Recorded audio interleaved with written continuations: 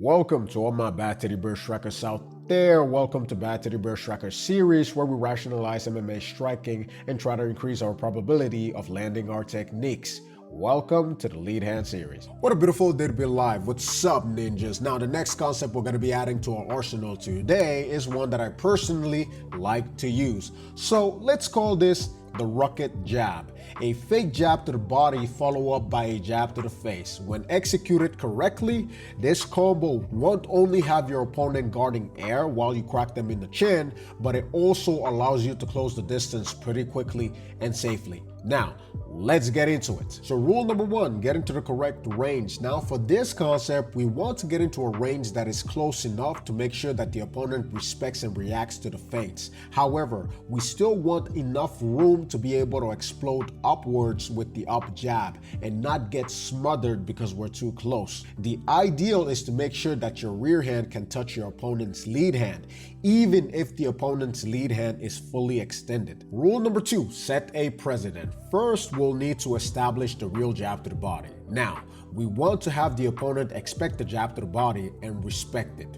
To do this, we first have to land at least one or two hard jabs to the body to make sure that they respect the threat. So once the threat is established, we can easily follow that up with one or two shorter jabs to the body, which are not intended to land hard. And the reason for this is because it's going to allow us to reprogram the opponent to react to that body feint. Rule number three, anticipation. So feinting the jab to the body by quickly dipping or dropping levels will allow us to test for variations and consistencies in the opponent's reactions. So try looking for any of these reactions from the opponent.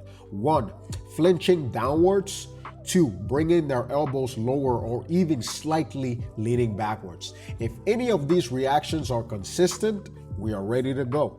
Just a heads up for my ninjas. Look guys, if you guys find these videos valuable, I would appreciate if you guys smash that like button. Rule number 4, position. Now, while you're in position, you want to maintain at least 60% of your weight on your back foot with your knees slightly bent and ready to spring forward when the opportunity presents itself. Moving on to rule number 5, which is timing. Now, the correct times to initiate the attack are 1. When the opponent is resetting after initiating their own attack, 2. As they're stepping forward, and 3. If their back is closer to the ropes or cage. However, avoid initiating when the opponent is bouncing around to make sure that you do not overextend. Rule number 6, technique. We start off by stepping into the fake jab to the body by slightly pushing off the back leg while lowering levels. As your jab travels towards the opponent's body, imagine slipping the opponent's jab by tilting your head to the outside like you're trying to look behind their backs or their butt. Preferences, I don't judge. Next, while maintaining the lowered level, we initiate the jab to the face by exploding with a re-step deeper into the opponent's range. Your jab should be traveling upward at a 45-degree angle while still maintaining the lowered level. This is going to help you avoid any possible punches that might be coming your way. And also, it makes it extremely hard for the jab to be seen because it is coming from a dead angle. To generate more power into the jab, push harder with the back leg while slightly rotating your hips and shoulders into the shot. Once the jab lands, snap back to your guard immediately. And rule number 7, speed. This whole sequence should take less than a second to complete. So be fast. Make sure that your feints are convincing before initiation. The more force you have behind the push of the back leg, the more power and explosive the upward drive of the jab is going to be. And speed kills, so it would be a shame to leave it at waste. All right, ninjas, there we have it. If you guys want to master the timing of this concept, you have to practice this in sparring, okay?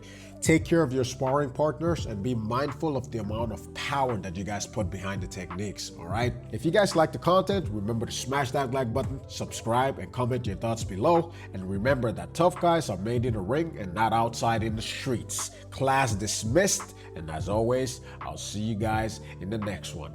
Bad Teddy Bear out.